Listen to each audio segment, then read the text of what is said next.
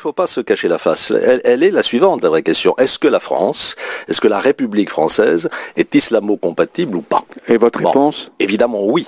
Évidemment oui, parce que toutes nos valeurs, précisément, liberté, égalité, fraternité, laïcité, respect de l'autre, nous conduisent à dire que la société française, comme elle l'a été dans le passé, parce que la France a été historiquement un grand pays d'immigration, doit être accueillante et respectueuse des différences, à une condition, et le président de la République l'explique très bien dans sa tribune, bien sûr, que devenir français implique évidemment le respect d'un certain nombre de valeurs communes et une certaine retenue, bien évidemment. Mais est-ce que ce débat est en train de rassembler ou plutôt de diviser les Français? J'espère qu'il peut rassembler, à condition, une fois de plus, qu'on échappe à cette espèce de maladie de notre monde contemporain, qui est l'exagération, l'excès, le fanatisme, dans un sens comme dans l'autre. Hein. Le bloc identitaire d'extrême droite en France qui vient m'injurier lorsque je dis que je ne m'opposerai pas à ce que les musulmans de Bordeaux aient une mosquée. Au nom de quoi? Mais pas de minaret ou avec un minaret?